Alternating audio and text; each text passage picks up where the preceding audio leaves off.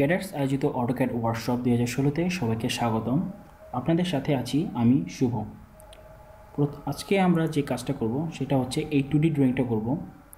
এই 2D ড্রয়িংটি করার জন্য প্রথমে আমরা দেখে নিই এখানে সবগুলো ডাইমেনশন দেওয়া আছে মিলিমিটারে। তো প্রথমে আমরা অটোক্যাড 2013 অন করি।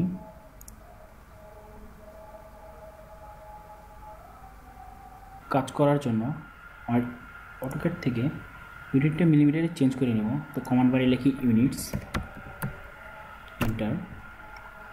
ডিসেকশন স্কেলে ইঞ্চি থেকে আমরা মিলিমিটারে নিয়ে যাই। ওকে, এখন আমাদের সবগুলো ইউনিট মিলিমিটারে চলে আসছে।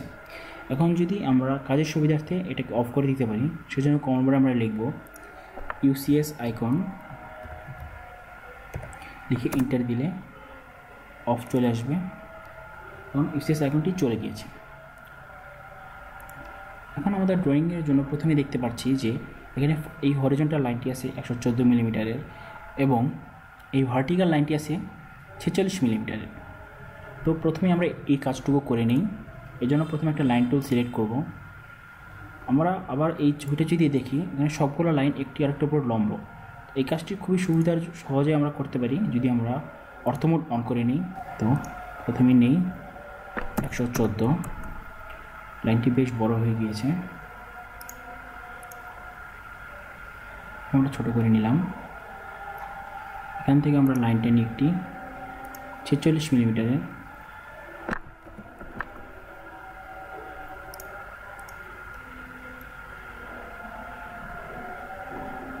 অতঃপর আমরা এখানে যদি ছবিটি আবার খেয়াল করি, তো এখানে 14 মিলিমিটার কম আছে, অর্থাৎ এই লাইনটুকু আছে 100 মিলিমিটার এবং এই লাইনটুকু আছে 10 মিলিমিটার, এটুকু আছে 14 মিলিমিটার এবং এখান থেকে বাকিটুকু 34 মিলিমিটার দেওয়া আছে। এই কাজটুকু যদি আমরা করি, তো এখানে লাইনগুলো সিলেক্ট করি। হরিজন্টাল লাইনটি হবে 100 মিলিমিটার, উপরের ভার্টিক্যাল লাইনটি হবে 10 মিলিমিটার, তারপরে হরিজন্টাল লাইনটি হবে 14 মিলিমিটার এবং বাকিটুকু এখানে যদি মিলিয়ে দিই এন্টার, তাহলে আমরা এখানে খেয়াল করলে দেখতে পাবো যে আমাদের আউটলাইনের বাইরের কাজটুকু হয়ে গেছে। আমাদের ভিতরে যে হিডেন লাইন আছে সেটা কাজটুকু করার জন্য আমাদের দ্বিতীয় ছবিটা থেকে আসতে হবে। তখন আমরা দ্বিতীয় ছবিটার দিকে যদি তাকাই, তাহলে দেখতে পাচ্ছি এটার যে লেন্থ তা উপরের ছবির লেন্থের সমান এবং এটার হাইট দেওয়া আছে 66 মিলিমিটার, এই লেন্থটুকু সমান। তো এই বাইরের কাজটুকু আমরা আগে প্রথমে করে নিই। এর জন্য আবার লাইন টুল সিলেক্ট করলাম এবং এই ছবির এই ডান পাশ যেখান থেকে শুরু হচ্ছে, ছবির রাইট কর্নারটাও সেদিকে শুরু হবে। তো আমার কিন্তু পজিশন নেই, 114 মিলিমিটার একটি লাইনটা নিই, হাইট 66 মিলিমিটার এবং আবার 114 মিলিমিটার।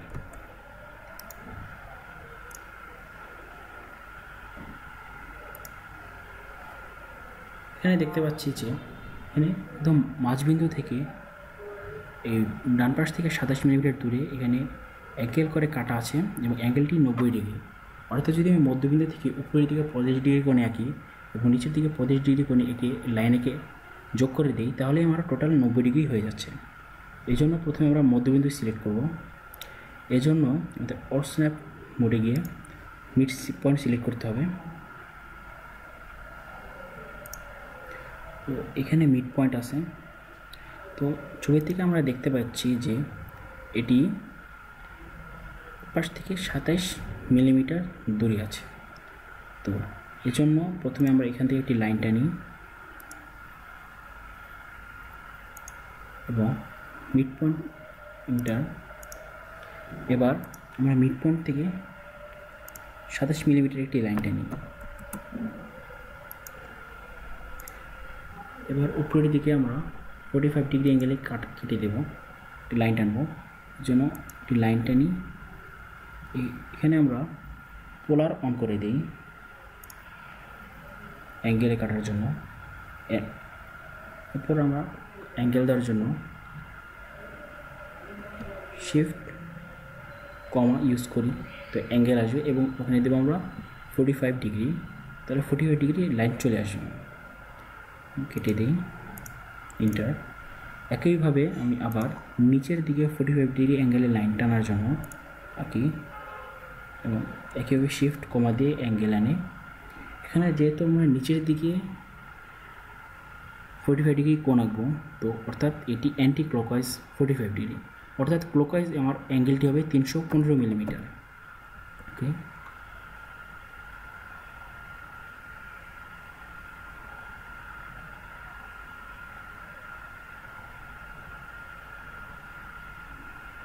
ওকে, এন্টার। এখন আমাদের অপ্রয়োজনীয় লাইনগুলো যদি আমরা কেটে দেওয়ার জন্য ট্রিম টুল ইউজ করতে পারি। ট্রিম টুল সিলেক্ট করে এন্টার দিই, যেগুলো রাখবো না সেগুলো সিলেক্ট করি, সেগুলো চলে যাবে।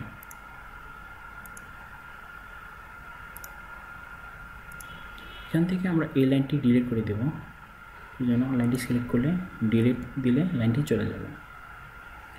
এখন যদি আমরা ছবিটি দেওয়া খেয়াল করি যে দুই কোণায় ফিলেট করা আছে এবং ফিলেট রেডিয়াস দেওয়া আছে 6 ইঞ্চি, 6 মিলিমিটার।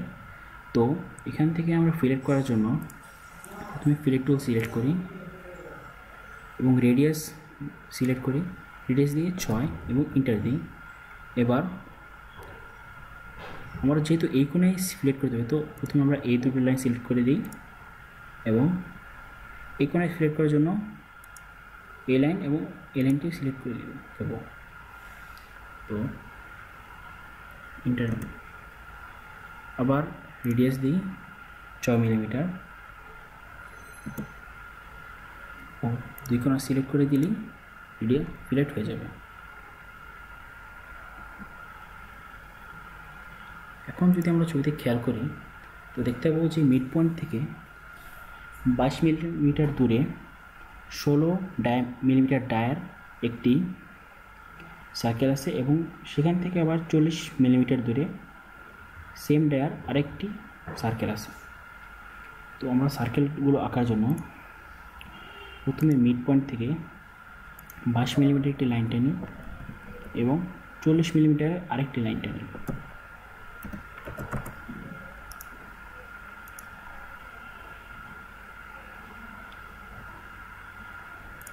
এখানে দেওয়া আছে সার্কেলের ডায়া 16 মিলিমিটার, অর্থাৎ সার্কেলের রেডিয়াস হবে 8 মিলিমিটার। তো সার্কেল নেই, 20 মিলিমিটার দূরত্বে সার্কেলটা নিই, সার্কেলের রেডিয়াস 8 মিলিমিটার এবং একইভাবে সেই 40 মিলিমিটার দূরে আরেকটা সার্কেলটা নেব 8 মিলিমিটারের। এবার আমাদের অপরিচিত লাইন দুটো আমরা ডিলিট করে দিই। যদি এখন ছবিতে খেয়াল করি তাহলে দেখতে পাবো মোটামুটি আমাদের কাজ প্রায় শেষ।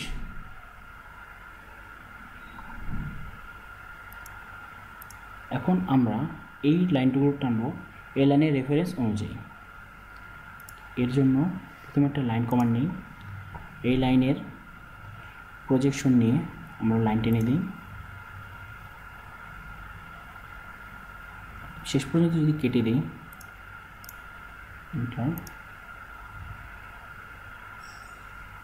হ্যাঁ লাইনটি বাঁকা হয়েছে, তো লাইনটি আমরা ডিলিট করে দিই। যদি আমরা আবার অর্থ মোড অন করে দিই এবং তারপর লাইনটি টানি,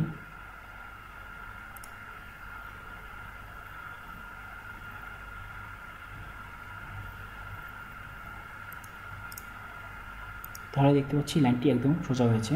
এবং আমরা ট্রিম টুল ইউজ করার মাধ্যমে প্রয়োজনীয় লাইনগুলো কেটে দিই।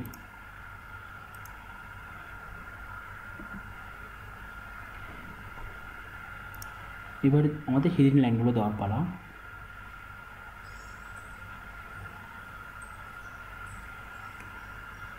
আমরা দেখতে পাচ্ছি এখানে মিড পয়েন্ট থেকে 16 মিলিমিটার নিচে একটা হিডেন লাইন আছে এবং 16 মিটার উপরে একটা হিডেন লাইন আছে।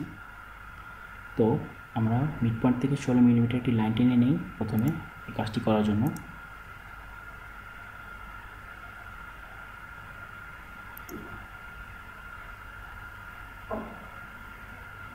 আসলে আমরা এখান থেকে না এঁকে এই পয়েন্ট থেকে, এখানে মিড পয়েন্ট থেকে যদি একটু 16 মিটার লাইনটা নিই এবং করে এই পর্যন্ত পুরো টেনে দিই, একইভাবে আবার মিড পয়েন্ট থেকে 16 মিলিমিটার নিচে একটি লাইন টানি এবং এই পর্যন্ত পুরো এনে দিই। দুঃখিত,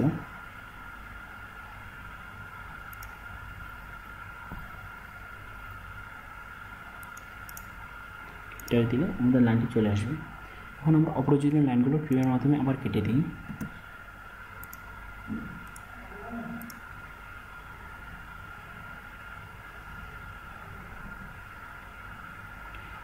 ছবিতে দেখতে পাচ্ছি আমাদের এই লাইনগুলো হিডেন। তো আমাদের হিডেন লাইন সিলেক্ট করার জন্য এখানে লাইনগুলো সিলেক্ট করি, বাইলার অপশনে গিয়ে আমাদের লাইন টাইম হিডেন সিলেক্ট করতে হবে। এখানে হিডেন নাই, তো আমরা আদার্সে যাই, লোড, এখান থেকে হিডেন লাইন সিলেক্ট করব।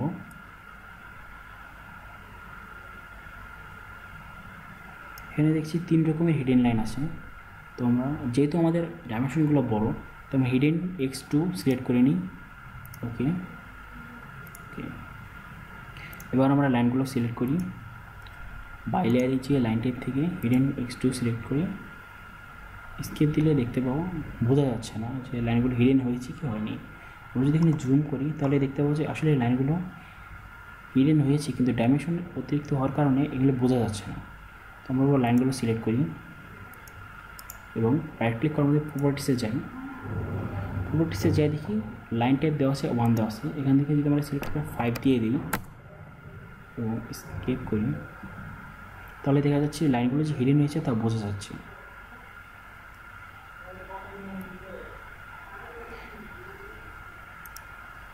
এবার আমরা দেখি এখানে দুটো সেন্টার লাইন দেওয়া আছে। এই সেন্টার লাইনগুলো দেওয়ার জন্য আমরা লাইন আঁকবো। এখন লাইন টুলসে গিয়ে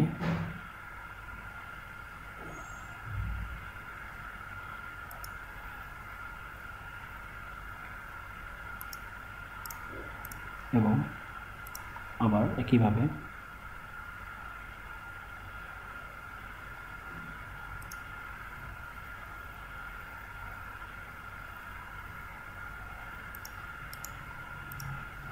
এবং এপাশ থেকে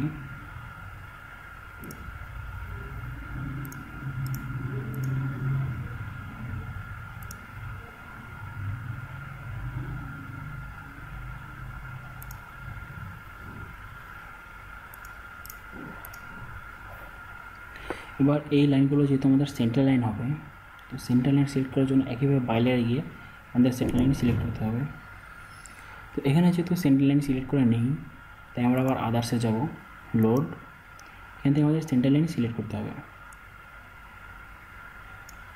এখানে আমাদের ডাইমেনশন বেশি হওয়ার কারণে আমরা সেন্টার 2x সিলেক্ট করব। ওকে ওকে, আমরা লাইনগুলো সিলেক্ট করে দিই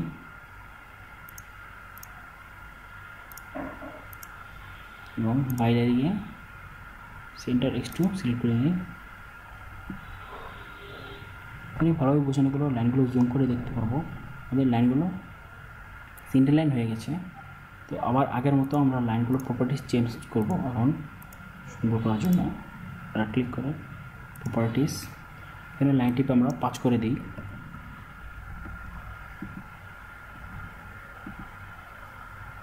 এখানে দেখতে পাচ্ছি ছেদ করে নিই, যার ফলে লাইনগুলো দেখতে তেমন একটা সুন্দর লাগছে না।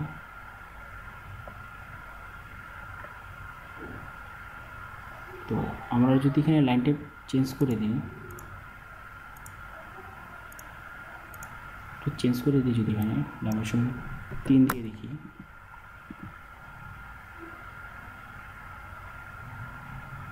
এখানে তাও ছেদ করিনি।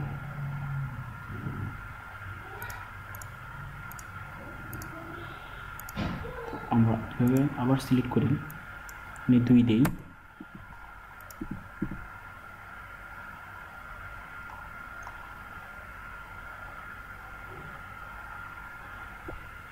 এখানে মোটামুটি কাছাকাছি আছে। এবার আবার সিলেক্ট করে যদি আমরা 1.5 দিই, 1.25 দিলাম,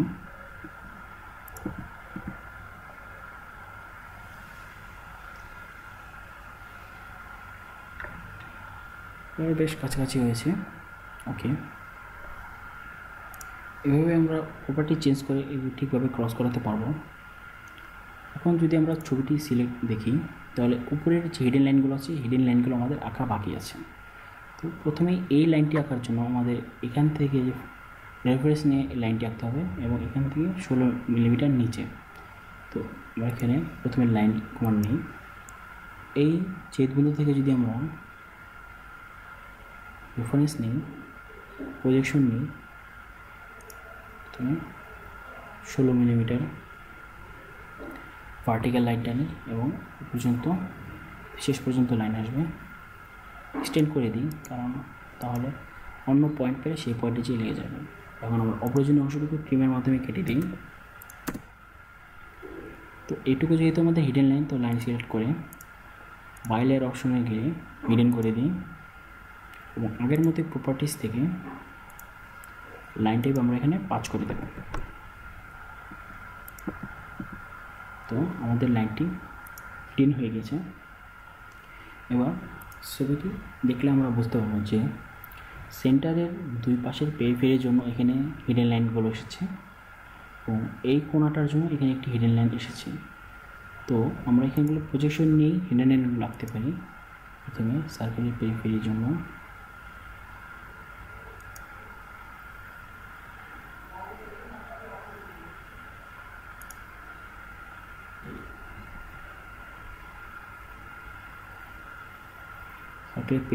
আঁকি।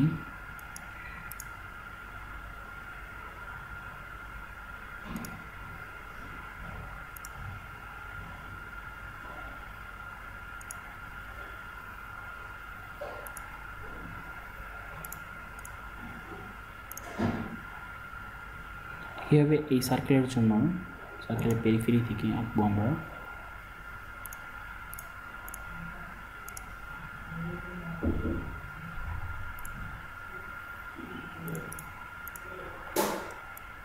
এবং এই কর্নারের জন্য আরেকটি হিডেন লাইন আসবে।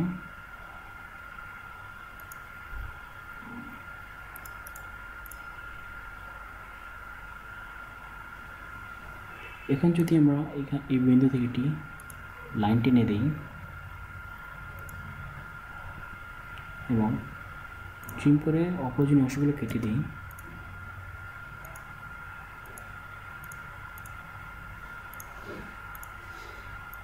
তাহলে হচ্ছে। এবং লাস্ট টানা লাইনটি আমরা ডিলিট করে দিই, তাহলে আমাদের আবার হিডেন লাইনটিকে চলে আসছে। তো এই লাইনগুলো আবার আমরা সিলেক্ট করে দিই এবং বাইলার অপশন থেকে হিডেন করে দিই এবং আগের মতো প্রপার্টিস থেকে লাইনটা পেয়ে 5 করে দিই।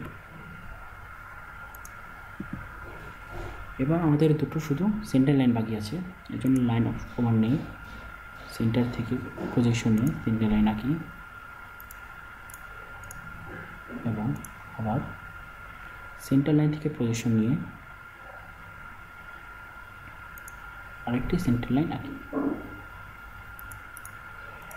একইভাবে এই লাইন দুটো সিলেক্ট করে বাইলের অপশন থেকে সেন্টার লাইন সিলেক্ট করে দিই।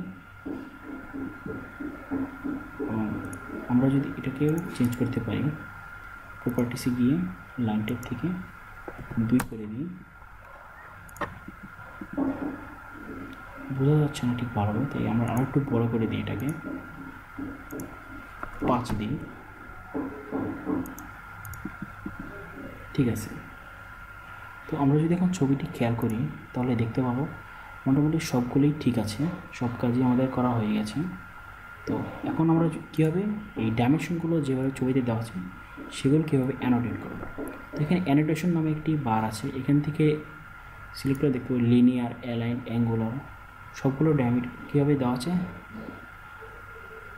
কীভাবে ডাইমেনশন দিতে পারি সেগুলো দেওয়া আছে। এখানে প্রথমে লিনিয়ার সিলেক্ট করি, এই পয়েন্ট এবং এই পয়েন্ট সিলেক্ট করলে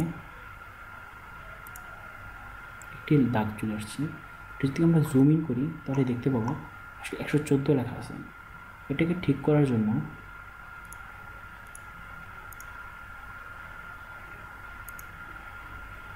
স্ট্যান্ডার্ড সিলেক্ট করে মডিফাই করব। টেক্সটে গিয়ে টেক্সট হাইট আমরা বাড়াই দিই, 3 করে দিই। সিম্বল অ্যান্ড অ্যারোসে গিয়ে অ্যারো সাইজও 3 করে দিই। সেন্টার মার্ককে আমরা বাড়িয়ে দিই।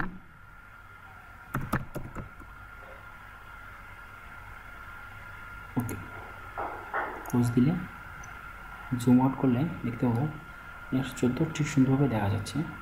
আমরা প্রয়োজন অনুসারে এখানে বাড়িয়ে কমিয়ে নিতে পারি। একইভাবে আবার লিনিয়ারের মাধ্যমে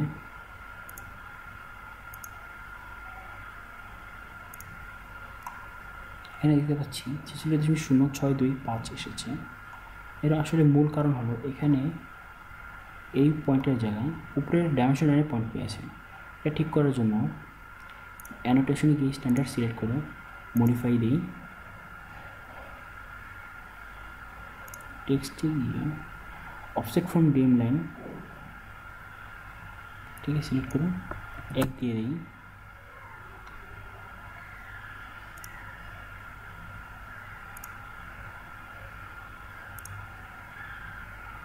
এখান থেকে অফসেট ফ্রম অরিজিন এখানে আমরা 2 করে দিই।